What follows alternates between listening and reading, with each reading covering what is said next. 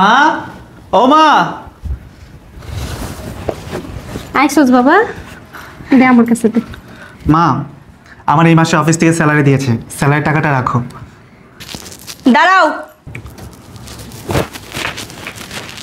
মা, টাকাগুলো আমাকে দিন। টাকাগুলো তোমাকে দিবে মানে? আমি ঠিক বুঝতে পারলাম না। তোমার এত কিছু বুঝতে হবে না, এখন থেকে প্রতি মাসে স্যালারি পাইলে আমার হাতে এনে দিবা। মিষ্টি, তুমি কিন্তু খুব ভালো করেই জানো আমি বেতন পাওয়ার পর সম্পূর্ণ স্যালারিটা কিন্তু মায়ের হাতে দিই, মাই সংসারটা চালায়। মা এতদিন সংসার চালাইছে, এখন আমি চালাবো। মিষ্টি, তুমি সংসার চালাবে মানে? আমি চাকরি পাওয়ার পরের থেকেই স্যালারির সম্পূর্ণ টাকাটা আমি আমার মায়ের হাতে দিই, আর মাই সুন্দরভাবে আমাদের এই সংসারটা চালিয়ে যাচ্ছে। শোনো, মা এখন বৃদ্ধ হয়ে গেছে, উনি ঘরে থাকবে, খাবে দাবে, নামাজ কালাম পড়বে, আল্লাহ বিল্লাহ করবে। ওনার সংসার চালাতে হবে না, এখন থেকে সংসার আমি চালাবো। ওনার এত টেনশন দিয়ে লাভ আছে বৃদ্ধ বয়সে? এখন থেকে প্রতি মাসে বেতন পাওয়ার পরে স্যালারিটা আমার কাছেই দেবে। মিষ্টি, এবার বিষয়টা বাড়াবাড়ি হয়ে যাচ্ছে না? সংসার চালানো কিন্তু এত সহজ ব্যাপার না। মা হচ্ছে আমাদের পরিবারের মুরব্বী, আর মুরব্বীরা জানে কিভাবে সংসার চালাতে হয়। মা থাকতে তুমি কেন সংসার চালাবে? শোনো, এই সংসারটা আমি চালাবো, কারণ আমি এই বাড়ির বউ। এতদিন মা ছিল, মা চালাইছে সংসার, এখন আমি এই বাড়িতে বিয়ে হয়ে আসছি, এখন আমি চালাবো সংসার। থাক বাবা, বৌমা যেহেতু চাইতেছে সংসারের দায়িত্ব বুঝে নিতে, তাহলে ওই চালাক না সংসারটা, কি সমস্যা? আমি একটু রেস্টে থাকি। না মা, এতদিন তুমি সংসার চালিয়েছো, এখন থেকে তুমিই চালাবে। ও কেন চালাবে? আর বোঝোস না কে লেগে, আমার তো বয়স হয়েছে, বৌমা তো ঠিক কথাই কইছে। অহন আমি নামাজ রোজা করবো, আল্লাহ বিল্লাহ করবো, অহন কি আমার সময় আছে সংসার চালাই না? বৌমা যেহেতু দায়িত্ব ইচ্ছা করে নিতে চাইতেছে, তাহলে দেই না ওই চালাক সংসার। ঠিক আছে তারপরে মা। তোরই সংসার বাবা। হ্যাঁ ঠিক আছে, তোমার যা ইচ্ছা তুমি তাই করো, আমি এ নিয়ে কিচ্ছু বলবো না। যথেষ্ট। শোনো বৌমা, এই যে টাকাটা আমার পোলার কষ্টের বেতনের টাকা, বুঝছো? একটু হিসাব কিতাব করে বাইঙ্গো। সংসার চালানো কিন্তু সহজ ব্যাপার না। দেখেন, সংসার চালানো সহজ কি না সেটা আমি বুঝে নিব, আপনার কাছ থেকে আমার এত জ্ঞান নেওয়া লাগবে না, বুঝেন নাই?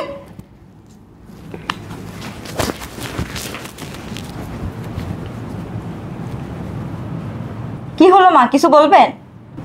হ বউ, একটা কথা বলতে চাইছিলাম। এত ন্যাকামি না করে কি বলবেন বলেন। কইছিলাম কি বৌমা, আমার 500 টাকা লাগবো। কি? 500 টাকা? 500 টাকা দিয়ে কি করবেন? আসলে বৌমা, এতদিন তো সংসার আমি চালাইছি, আমার পোলায় বেতনের টাকাই না আমার হাতেই দিত, ওইখান থেকে আমি 500 টাকা রাখতাম। অনেক মাস থেকে তো তুমি সংসার চালাইতেছো, সব টাকা তোমার কাছে, এর লেগে কইছিলাম 500 টাকা দাও, আমার দরকার অনেক। আমি বুঝতেছি না আপনি বারবার কেন টাকা টাকা করতেছেন। আপনার কি খাবার পরবার কোনো কিছুর অভাব আছে? আপনার যখন যা লাগতেছে আমরা তখন তাই আপনাকে কিনে দিচ্ছি, তারপর আপনি কেন টাকা টাকা করতেছেন? সংসার চালানো কত কষ্ট আপনি জানেন? আমি কত কষ্ট করে এই সংসারটা চালাচ্ছি। দেখেন মা, আমি আপনাকে আর একটা টাকাও এক্সট্রা দিতে পারবো না, আপনি যান, আপনার কাজে যান। ঠিক আছে বৌমা।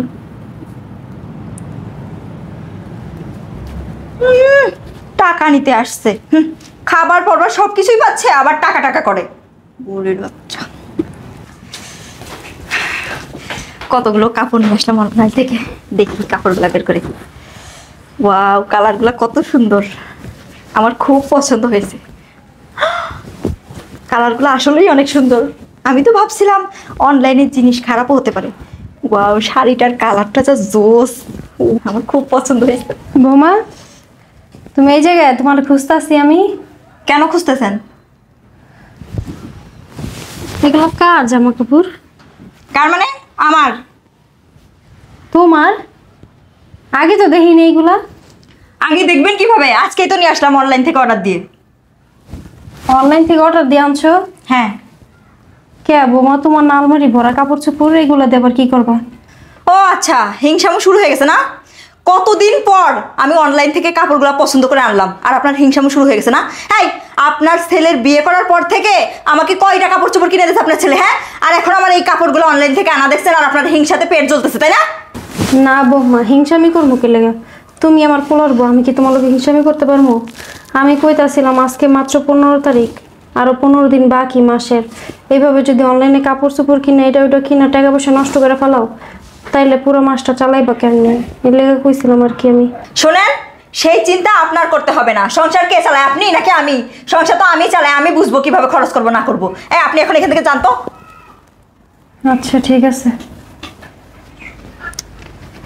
বারবার শুধু আমাকে ডিস্টার্ব করার জন্য আসে, ভাল লাগে না। শাড়িটার কালারটা সেই। এই সময় আবার কে আসলো দেখি তো।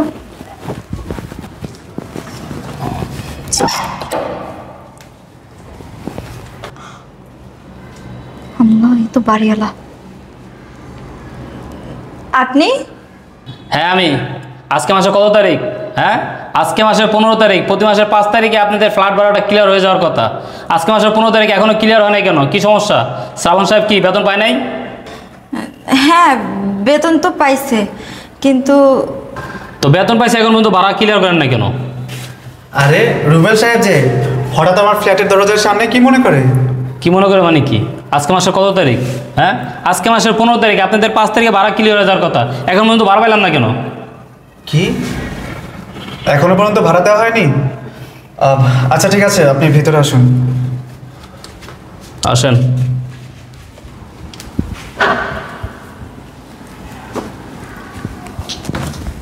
কি ব্যাপার মিষ্টি, আজকে মাসে 15 তারিখ, আমি আমার বেতনের টাকাটা তোমাকে 1 তারিখে দিয়ে দিয়েছি, এখনো পর্যন্ত ফ্ল্যাট ভাড়া পরিশোধ করোনি কেন? দেখেন ভাই, আপনারা কি করবেন না করবেন করেন, আমি চলে যাচ্ছি। আমার ফ্ল্যাট ভাড়াটা পাঠিয়ে দিন, ঠিক আছে? আচ্ছা রুবেল সাহেব, আপনি চিন্তা করবেন না, আমি ফ্ল্যাট ভাড়াটা কালকের মধ্যে পরিশোধ করানোর ব্যবস্থা করছি। ঠিক আছে।